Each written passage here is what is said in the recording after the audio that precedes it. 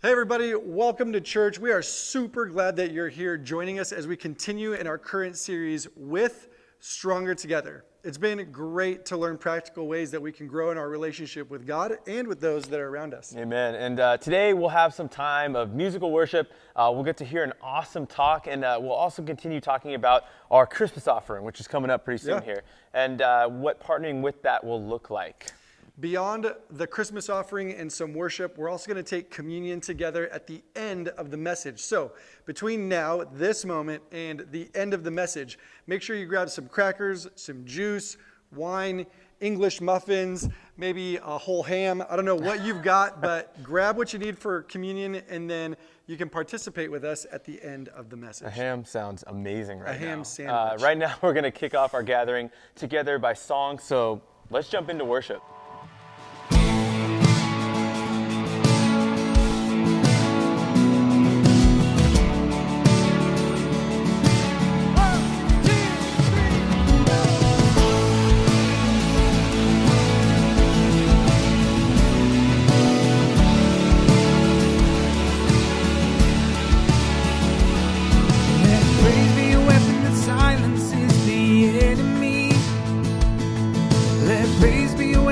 Conquers all anxiety. Let it rise. Let praise arise. We sing your name in the dark and it changes everything. We sing with all we are and we claim your victory. Let it rise. Let praise arise.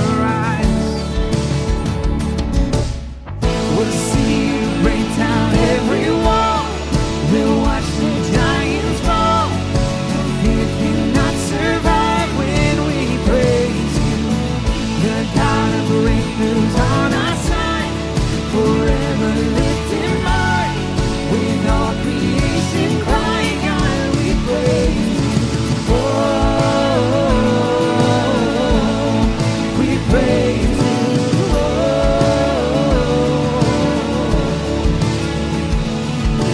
Faith be a song that overcomes the raging sea.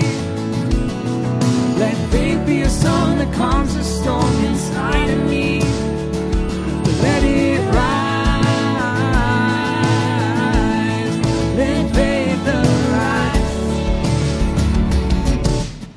We'll see you break down every wall. We'll watch the giants fall. You cannot survive when we praise you.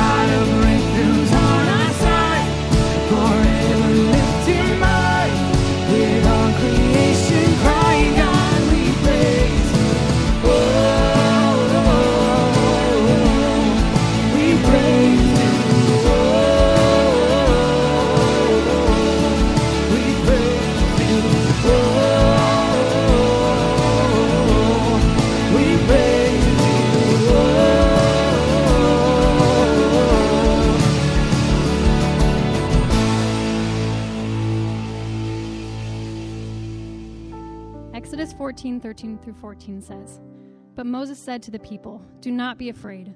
Be strong and see how the Lord will save you today. For the Egyptians you have seen today, you will never see again. The Lord will fight for you. All you have to do is keep still.'" That's so relatable. Sometimes all we need to do is trust that God is taking care of us and just stay still and keep on praising Him. No matter what you're going through right now, I know with everything that's going on in life, we're all being affected by this. I'm definitely feeling the weight of all of this, but we can choose to keep praising Him and trusting that He is all that we need and that He is fighting our battles for us. We're about to sing a new song called Defender, and as we sing this song, I encourage you just to remember these things. Remember that God is taking care of you and that we just have to rest in that today. Let's sing this new song together.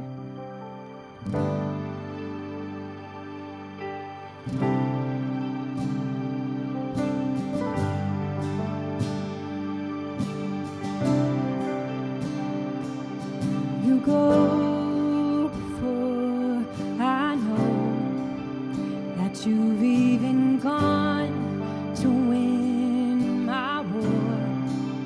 You come back with the head of my enemy. You come back and you call it my victory. Oh.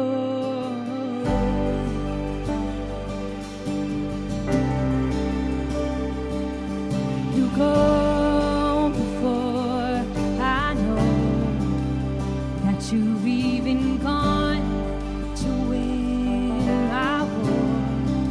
Your love becomes my greatest defense and leads me from the dry wilderness. And all I did was praise. All I did was worship, and all I did was bow down. All I did was stay still. Hallelujah, you have saved me so much better.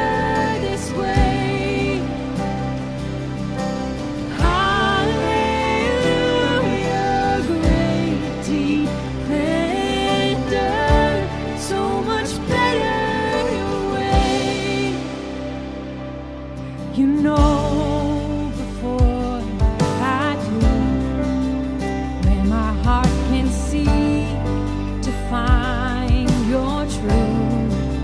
Your mercy is the shade I'm living in, and you restore my faith in hope again. And all I did was praise.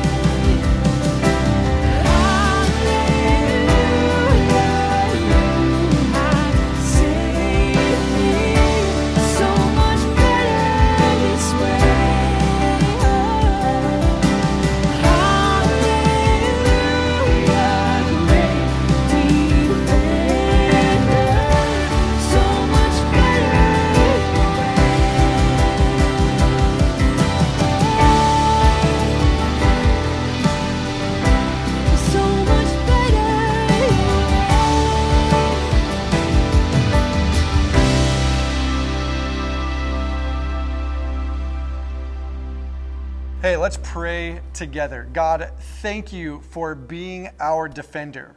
Thanks for being present, and thanks for being available to us in our lives. In your name, amen. Hey, thank you for being with us at church right now. We're so glad that you're here, and we wanted you to know that each week from now until the end of the year, we're going to be talking about our Christmas offering. So what is that? In case you haven't heard about it, the Christmas offering is our year-end offering that all the funds go towards our missions and outreach efforts together in the coming year. Yeah, it actually forward funds all of those initiatives. And this offering gives us a chance for all of us to come together as a church family and support our partner organizations and ministries doing great work representing Jesus all over the world. Today, we're going to highlight one of our global partners, the Bright Hope School and Orphanage. Watch this video. The Bright Hope School and Orphanage is located in a small remote village in Bulunga, Uganda. Far away from any major city, this school helps close to 500 kids receive education, medical care, daily meals, and most importantly, learn about Jesus. Our East Lake Church Network has been the primary funder of this wonderful school for many years. Early on during this global pandemic, the Ugandan government requested that all children return to their homes or group homes and shelter in place. Teachers and staff found new ways to care for these kids by making home visits to every student, bringing food 3 times per day, and finding ways to allow the students to perform distance learning and continue their studies remotely. Because of our continued generosity, we have been able to help the school make these changes and continue caring for these children. Our giving is making an impact on the other side of the planet. We will continue our partnership with this wonderful school and orphanage. Our goal is to provide funding and resources so the school can grow and welcome more students onto its campus. Together, we give hope, and together, we make change. Join us in the Christmas offering. Hey, we are really excited to have you be a part of the Christmas offering with us this year, especially when it comes to helping great organizations and partners like the Bright Hope School and Orphanage. Each week through the end of the year, we're going to be talking about this offering, and we're going to be highlighting the partners and the people that this offering is going to impact. That's so good.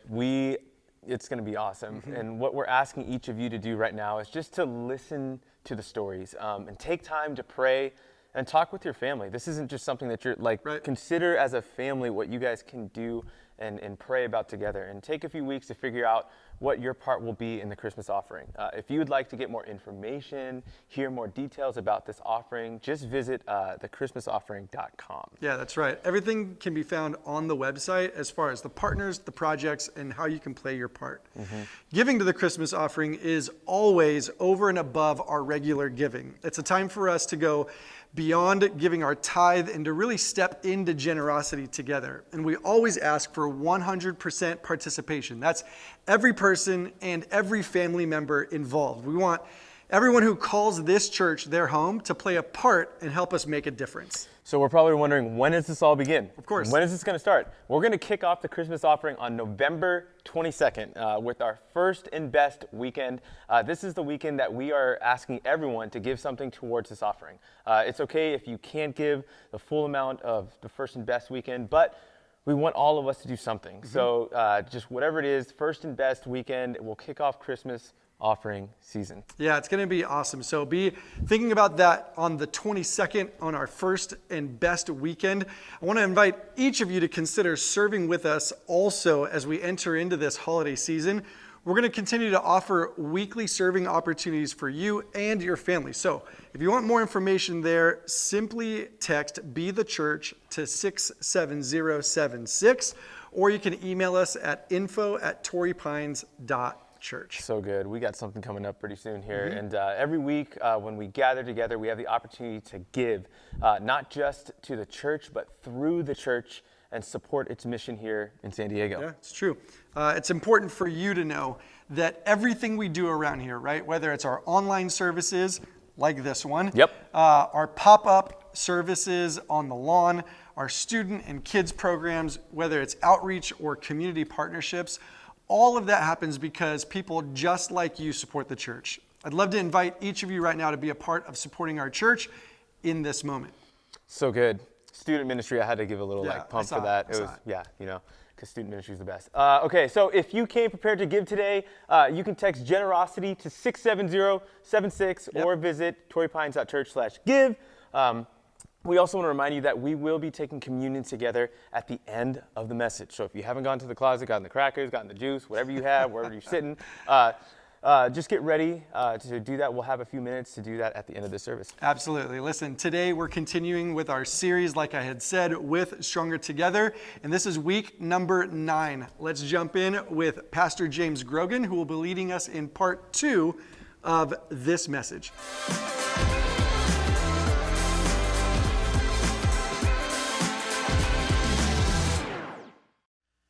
At the end of the summer of 1896, large amounts of gold were found in the Yukon River Basin. And it was a year later that when a prospector returned from discovering gold in the Yukon. In fact, he returned to Seattle with what would be in today's value $20 to $30 million of gold. And when news traveled around the country about that, it set off what is known today as the Klondike Gold Rush. Over 100,000 people uprooted their lives, left their former lives behind, and made their way for the Yukon. Now, to get there, it was quite an arduous journey. First of all, as you can see here in these pictures, you had to board a ship from Seattle, and then you had to sail to one of two ports. Either you had to sail to Skagway in Canada, or you had to sail to the port of Valdez in Alaska. And then from those two ports, it was a hundreds of mile, 500, 600 mile journey at that point that you would have to take. And you would have to travel through and over mountains, cross glaciers, huge crevasses, blizzards, freezing temperatures, just to get to where this gold was discovered. Now just think about the risk that these people took, all in the hopes and the allure of riches and wealth. Now that's where we left the story last week. What happened to these 100,000 people that made their way for the Yukon? Well, history tells us that of those 100,000 that were going, the majority of them never even made it to the gold fields, the river basin. Sadly, some of those ships never made it to port. Also, most of the people that made this trip, they weren't professional mountaineers. They weren't professional prospectors. They didn't have enough gear. They didn't have enough supplies. Many died in accidents. Others froze to death. Others starved from lack of supplies. And history tells us this, that the truth is only about 30,000 of the 100,000 eventually made it to the gold fields and set up a claim. They began to actually try to find gold there in the Klondike. But of those 30,000 that actually made it, only about 10%, 3,000, actually ever found any gold at all. And the truth is, the vast majority of those people that found gold, they found just enough to live and keep looking for more. Or many of them wasted the gold that they found and turned it into money and wasted it in the saloons and the brothels that popped up in these mining towns. When it was all said and done, only about 200 people actually got wealthy and rich from the Klondike Gold Rush. Now just think about that. 100,000 wealth seekers and only 200 people actually found it. The vast majority of the people did not have their hopes and their dreams realized when it came to wealth. And I think it's the same way today. I think most people don't get the kind of life they want, they dreamed of, they hoped for when it comes to wealth and money. And I think the reason for that is because most of us follow what's typical, what's normal, what everybody else does, what the average person does when it comes to how we handle our money. I want to welcome all of our congregations and churches joining us today. My name is James. It's an honor to be with you and to have all of our congregations online sharing in this message and in this moment together. Now, last week, if you were with us, I gave us 3 typical attitudes that most people have when it comes to money. And I just want to quickly review those, and then we're going to spend most of our time on the 3 atypical attitudes that Jesus gives us that I think can lead us to the kind of life we all want when it comes to finances and money. A life that is lived freely, responsibly, and generously. But let's start with, let me refresh you with those 3 typical attitudes we talked about last week. The first one is this. I think most people think more money will make me more happy. Now, I know that's not grammatically incorrect, but it sure is the way most of us think, right? Like, I think most of us think that, man, happiness is just around the corner, right? I mean, happiness, it's when I just get that next pay raise, when I hit that next income bracket, when I can get that next car or that next house or that next hobby or that next adventure or whatever it is, that it's just out there. If I can just get there, I'll find it. And as we said last week, there's nothing wrong with making more money, or the truth is, making a lot of money. But it won't fill your soul and it won't settle your anxious heart. Only God can do that. Typical attitude number 2, this is what we said last week. A lot of people think this: all the church is interested in is my money. And I want to remind you what I said last week, that in this church, what we are most interested in is ministry. That's what we're interested in. We exist to serve and to give ourselves away just like Jesus did. We are about positive impact in our community and change lives on the other side of our serving and the other side of our giving. And this is what our Christmas offering is all about. I shared with you last week how much we have given over the last decade. We've done the Christmas offering for 11 years, and in its first decade, what this Christmas offering has done is absolutely astonishing. Now, if you're new to our community, the Christmas offering, it is a yearly offering that we give at the end of the year. It's kind of like our Christmas gift to Jesus. And it is over and above our regular giving, and it funds all of our mission and outreach work in the coming year. And what we have done, what that offering does is pretty incredible, and I would encourage you to read all about it. You can go to thechristmasoffering.com, and you can watch some videos, and you can see our partnerships. And what the Christmas offering does is it supports ministries here, near, and far, locally, regionally, and globally. It educates and cares for orphans and children in poverty overseas in Africa, specifically an orphanage that we support that you might have heard about earlier today in Uganda. It builds homes for families in desperate poverty across the border. It serves the hungry and the homeless in our own communities where our churches are.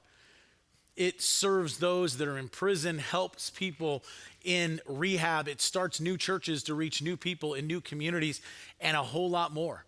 And in the first 10 years, here's what we have given and really given away. In the first 10 years of this offering, we've given $5,270,417.26. And you know what we did with all that? We gave it away. Ministry, impact, change lives. That's what we are about in this church. And that's why we're inviting everybody.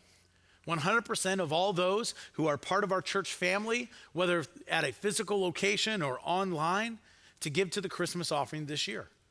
Here's what we all know: the needs in our world and in our community, they are greater than ever before. And so we are praying and believing that the Christmas offering is going to be bigger than ever before so we can meet those needs. We're all about the ministry. And then here's typical attitude number 3. Again, this is what I think most people think when it comes to money, right? It's my money.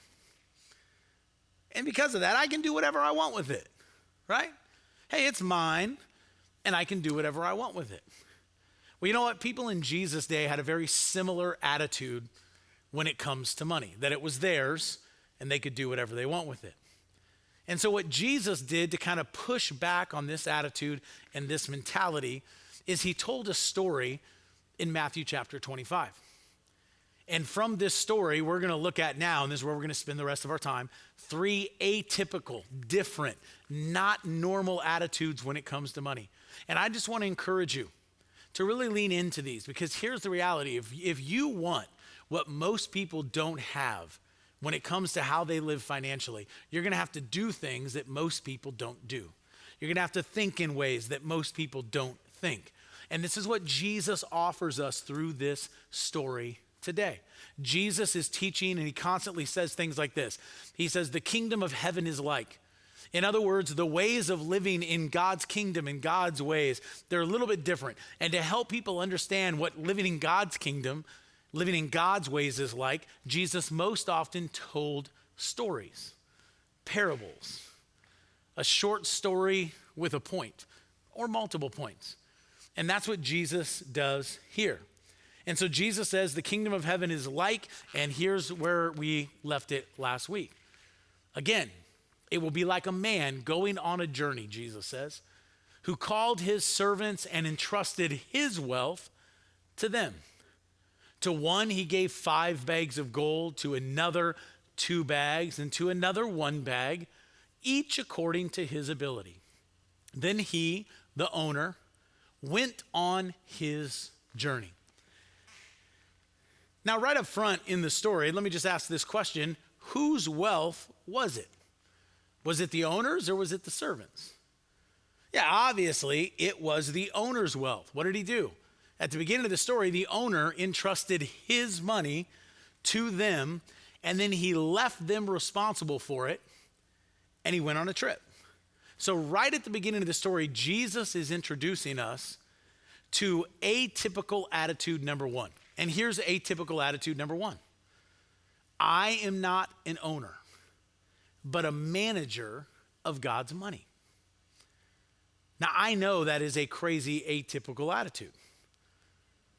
But if we are going to live the way I think we want to live and God wants us to live, this is how it starts.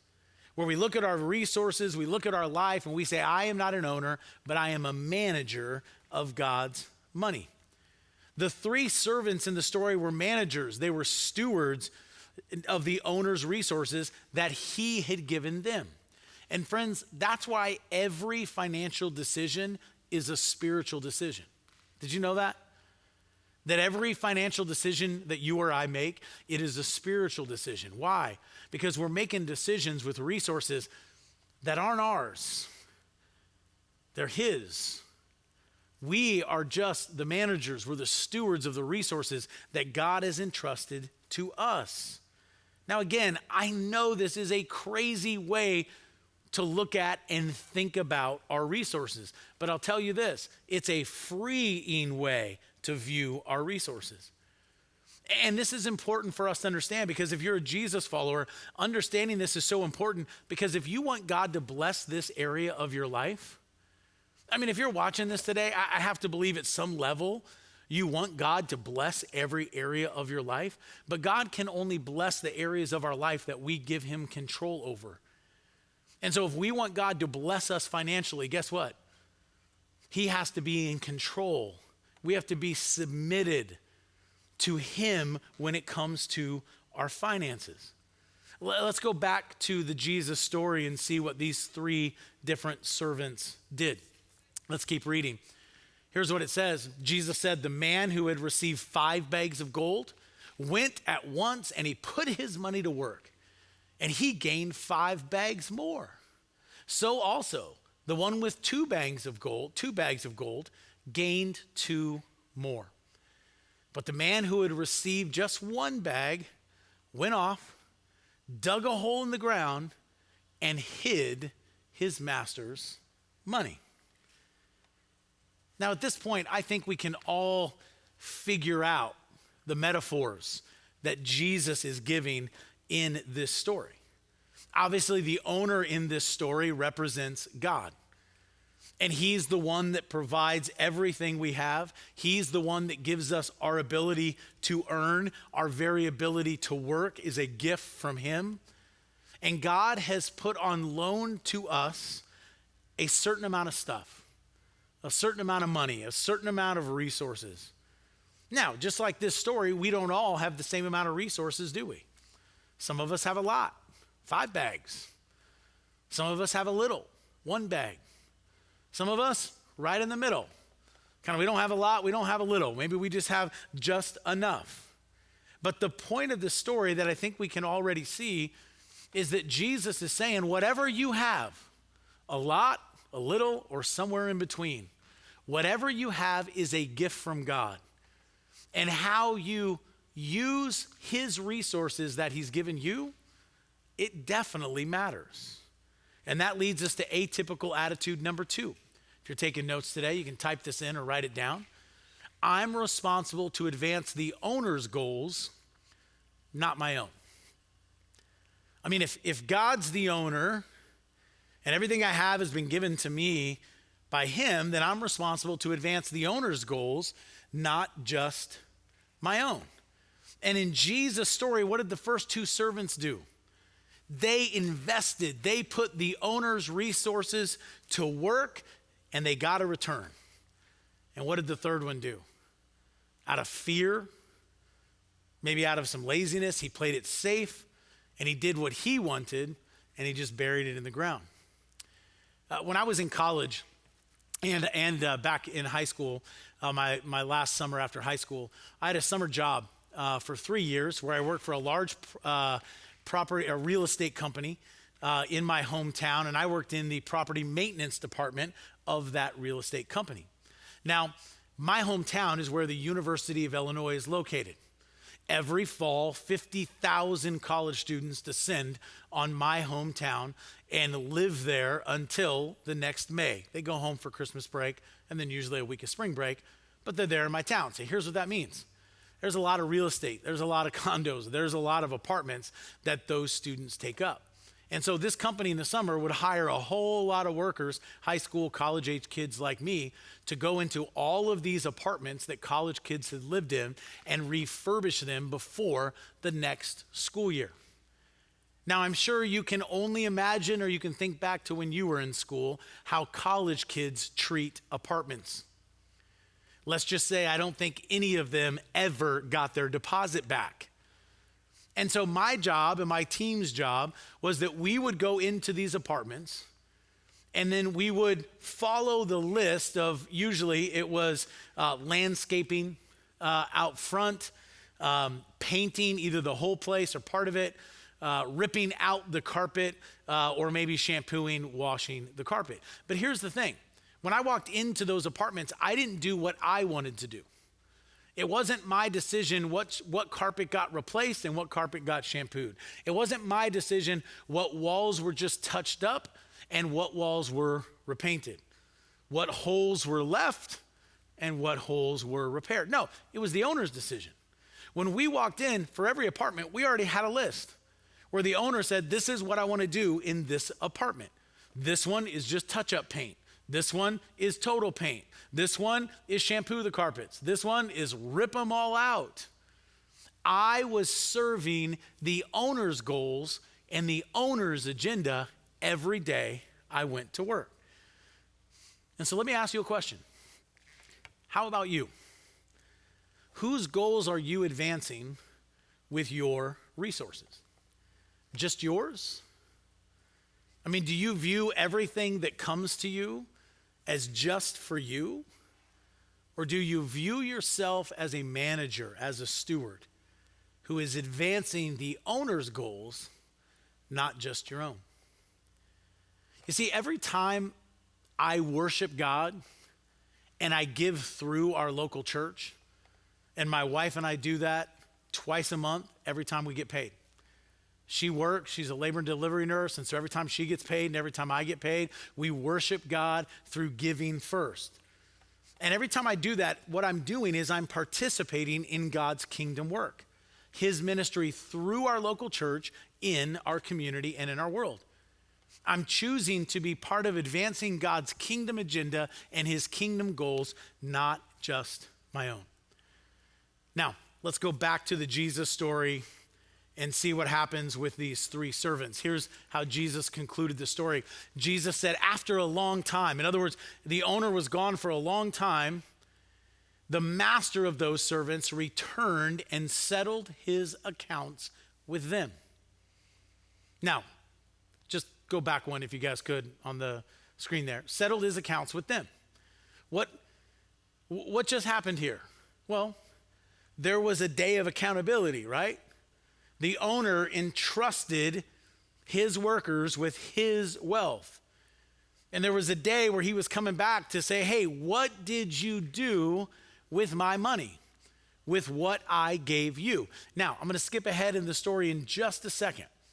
If you want to read it in its entirety on your own. But here's what happened. The two that had doubled the owner's money, that had put it to work and invested it. Remember these two guys? The one that had gotten 5 bags and the one that had gotten 2 bags or 3 bags. What happened to them? Well, they had doubled the money, and so they brought it before the owner, and then look at what the owner said to them. The master replied to both those two that had invested and doubled his money. Well done, good and faithful servant. You have been faithful with a few things.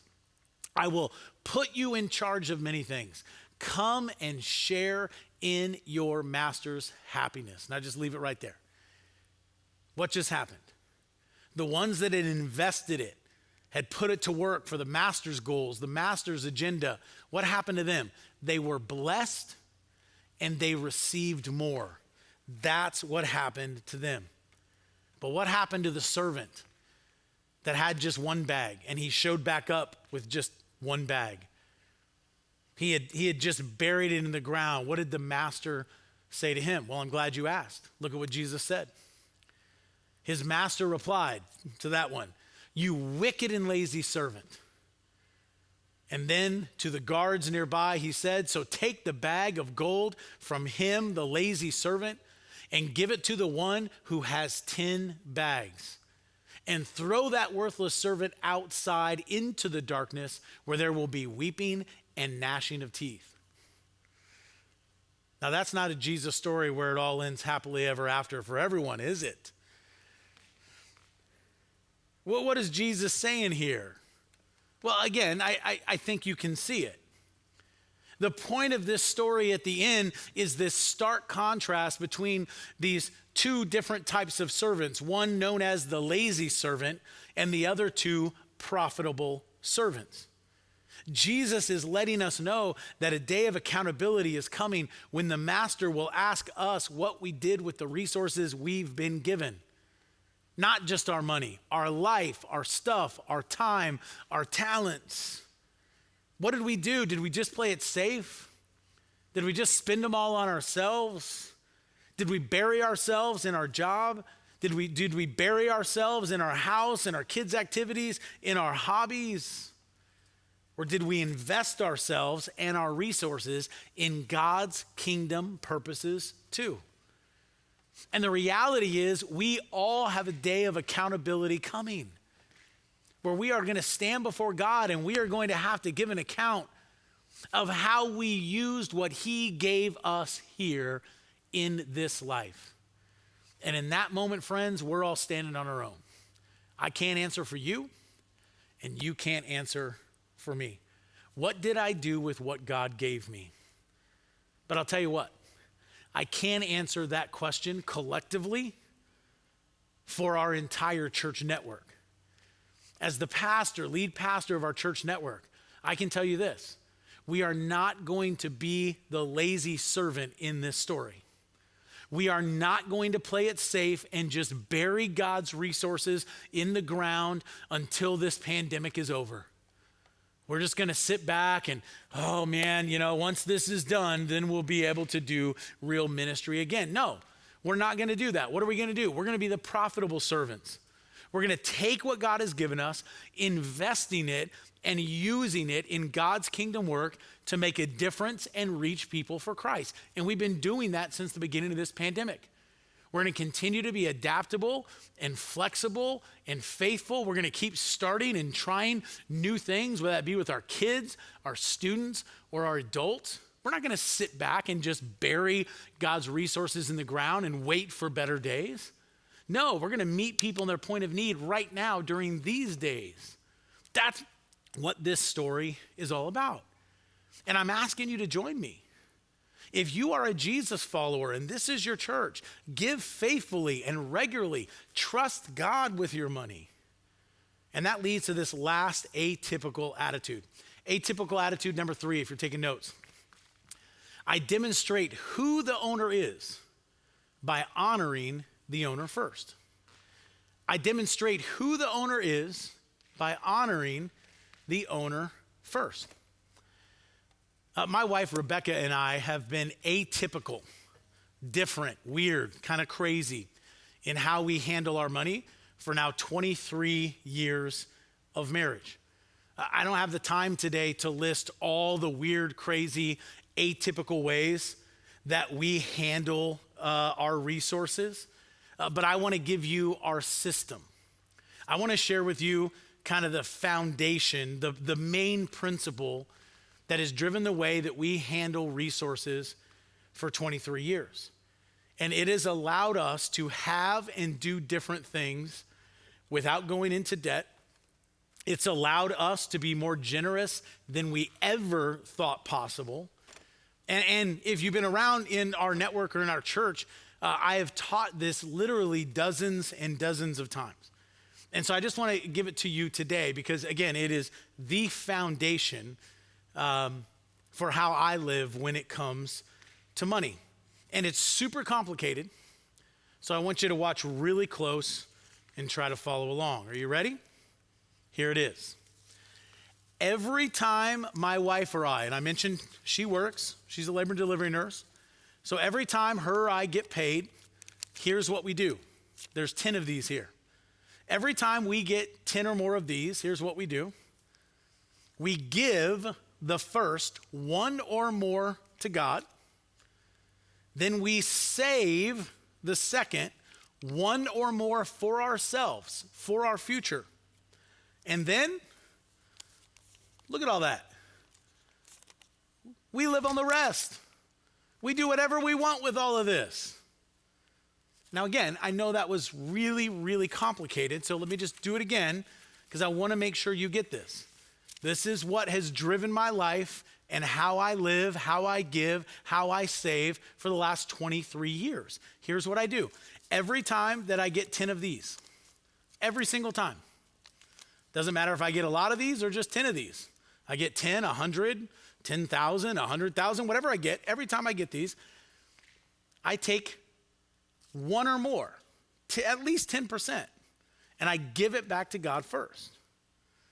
Then I take at least another 10%, oftentimes more, and I give it to ourselves. I save it for the future. And then with all of this, guess what I do? I go absolutely crazy and I do whatever I want with all of this. That's what I do. And it's been the foundation of how I have lived before I was married for a couple years and then since. So for 25 years now, that's what I've done. And it's real simple. If you're taking notes, you can write this down. Here's what I do. I give, I save, I live on the rest. In that order. I give, I save, I live on the rest. Now, I know that is atypical. That's not normal. Because what's normal in our society, and sadly, what's even normal in the church for most Christians, is most Christians live in reverse order. Most of us spend first. Then if we ever get around to it, usually not till we're older and we wish we had started earlier, we'll save second. And then if there happens to be anything left over, and there rarely is, we will give last. That's what's typical. That's what's normal for most people. But here's the problem. As Christians, when we live that way, when we give last, when we give God the leftovers, here's what we're saying. God, you're not first, you're last. God, I'm the priority, my kingdom, my agenda, not yours. Now, here's what I know. None of us are saying that intentionally. But if we're completely honest, it's true. And I don't say that to make any of us feel guilty. Hear me clearly. I say that and I point that out and I bring that up because I want to help you live the kind of life that I think you want to live when it comes to your money. I think you want to live freely, not in fear. I think you want to live responsibly, prepared for the future because you save. And I think you want to live generously towards other people, and I think you want to live obediently towards God. And so here's the challenge that I'm issuing this week. It's really an invitation. If you're a Jesus follower and you're watching this, here's my challenge. I challenge you, invite you to live out my financial system through the rest of the year. Just through the rest of the year. You got like a month and a half. And every time you get paid, you give one or more to God first, percentage giving. You give one or more to yourself, saving. And maybe at this point you would say, man, I have too much debt. And so maybe instead of saving, you use this one to pay down debt. And then you live on the rest. You have an amazing Christmas, even during COVID. I mean, you do whatever you want to do with all of this. And I want to challenge you to do that, to put God first, to acknowledge him as the owner, to invest in what he is doing and watch him bless your life and change your heart. Now, I know because of just what's gone on with this pandemic and shutdowns, that there are many of you watching right now, that this economy and shutdowns and everything going on with COVID, it's hurt your business or it's hurt your industry, or maybe even you've lost your job. I've talked to multiple business owners in our church this week that as our county slips into another color, that they're going to have to close their businesses or massively reduce their ability to serve people and pay for their employees and all of those things. And so right now you're hearing this, and what I want you to hear, if you're in a place where you go, man, I can't give, you're in a place where you need to receive. And I want to let you know that I care and your church cares and we want to help. And a way that you could let us know that if you are in need as we are, approaching the end of the year and Thanksgiving and Christmas and all of these things, that if you're in need, let us know that. Since the beginning of this pandemic, if you go to our homepage at any of our church locations, whether that be Venice or Torrey Pines or Imperial Beach or Chula Vista or Playas or wherever you attend, if you go to our homepage, probably the third or fourth thing, if you scroll down, here's what you'll see. It will say COVID-19 care. And there's a button there that says get help. And if you'll let us know how we can help, how we could serve you and your family, we would be honored to do that. That's what the church is. It's a family. And that means that sometimes you're on the receiving end. And other times you're on the giving end. And so let me talk to others of you. That the truth is, during COVID and during this pandemic, your business has actually increased. Your industry is doing fine. Maybe it's even growing. You've received raises and bonuses this season. And if that is you, here's what I want to remind you. Those are gifts from God. You don't need to feel bad about them.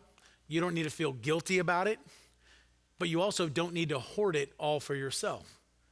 Give to God first. Recognize who your source is. Worship him, acknowledging where it comes from. And then be generous, and then enjoy what God has given you. I just believe this is going to be a great holiday season, even in the midst of crazy COVID. Why? Because we have the opportunity to serve and give to others the way Jesus has served and given to us. And so I want to let you know, I'm praying for you. I'm praying that God blesses you. I'm praying that his favor rests on you and your children, that he gives you all the strength that you and I need to endure the challenges and the difficulties of this season. And at the same time, that we will be individuals and we will be a network of churches that doesn't bury what God has given us in the ground out of fear, but rather we take it and we put it to work and we invest it in God's kingdom agenda. Why? To tell his story and to give him glory. And that's what we're going to do. That's what our congregations and churches are going to do during the season. And I'm inviting you to join me in doing the same. We're going to receive communion together today as we close this message and close this experience. I want you to grab those communion elements. You can just grab any sort of drink or juice or wine, any sort of bread or cracker that you have available. I'm going to lead us in doing these together, but just go ahead and get those close by or get them in your hands if you already have them ready. And the reason I want us to receive communion every week as we're talking about generosity is because I want the basis of our generosity to others to come from a place of realizing God's generosity towards us. And that's what communion is all about. That God bankrupted heaven, that he sent Jesus. It's what we're going to celebrate at Christmas, the birth of Christ. That God sent Jesus. Why? To show us new ways of living and new ways of loving, and ultimately to be the one final for all sacrifice for our sins. That's the gift that God has given us. That's how generous God has been to us. And when we come to the Lord's table, communion, we practice open communion. All are welcome to participate in this moment. If you're a believer, you want to remember what Christ has done for you. The bread representing Christ's body, beaten and broken, so that ours can be made whole. The cup representing his blood poured out to cover your sin and mine once for all. What a good, gracious, generous God we have. And may that be the foundation of our generosity. Not guilt, not manipulation, but realizing how much we have been given. God, therefore, we want to be people like you who give. I want to invite us to take a moment of silence, a moment of reflection. I want you to consider God's goodness and God's grace to you today. He loves you. He wants to welcome you into his presence. If this whole church thing is new, he wants to welcome you into his family. Jesus is for all, not an exclusive group. And if you want to say yes to Christ, right in the silence of this moment, you say, Jesus, I'm saying yes to you. If you want to put Christ first in your finances, you pray that in this moment. Jesus, I really want you to be first in this area of my life. I'm going to choose to trust you. Thank you for your generosity to me. Let's take a moment of silence, then I'll lead us in eating the bread and drinking the cup together.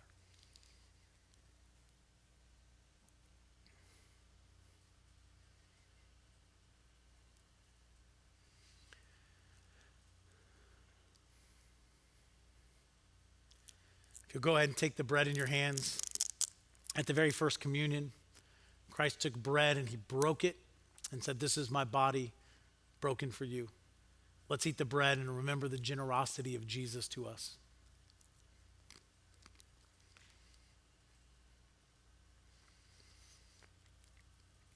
Next, Christ took a cup of wine and said, this is the new covenant. In other words, a new promise. My blood poured out for you. Let's drink the cup and remember the generosity of Jesus.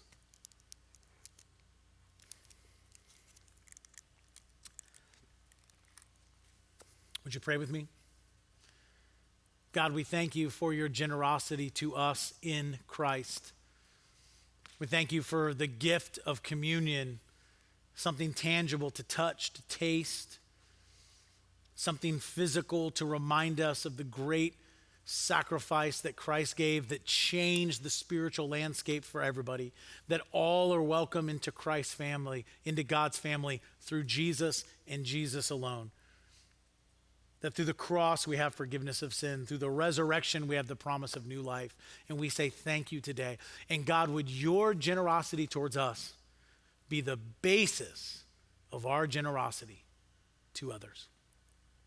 Help us live that out this week. Help us trust you in this area of our life. In Jesus' name, amen.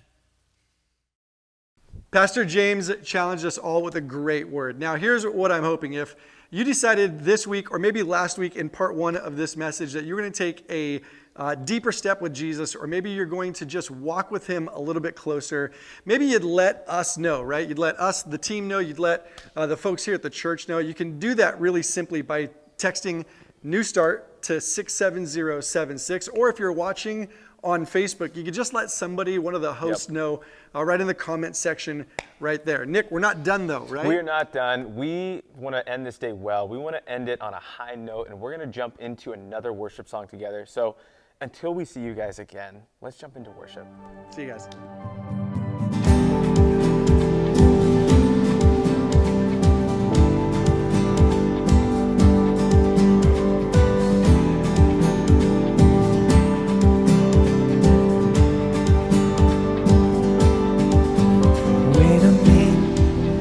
Roughest water, I won't go under, I won't drown. And wait a minute, over my head, I know that you won't let me down.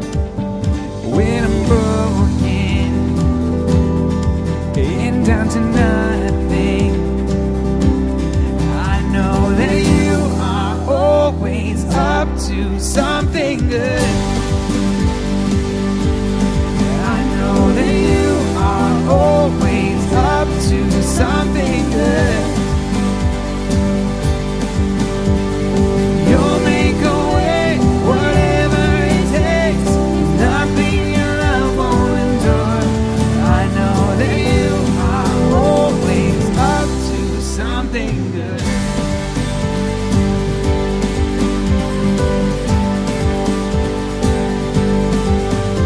Even through the deepest valley, you go before me, you are here.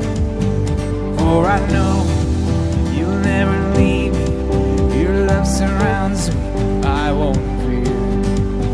When I'm broken and down to nothing, I know that you are always up to something good.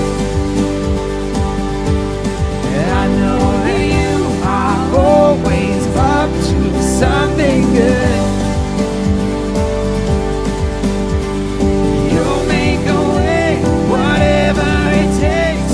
Nothing your love won't endure. I know that you are always up to something good.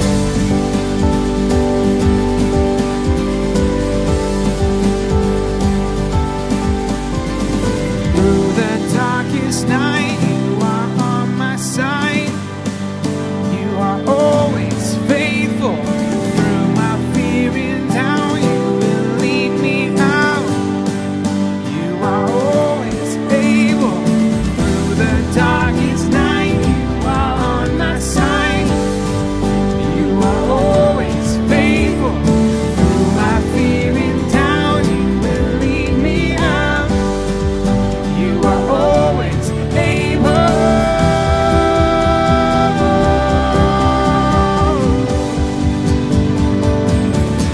I know that you are always up to something good. I know that you are always up to something good. You'll make a way, whatever it takes. Nothing your love won't endure. I know that you are always up to something good. You'll make a way, whatever it takes. Nothing your love won't endure. I know that you are always up to something good.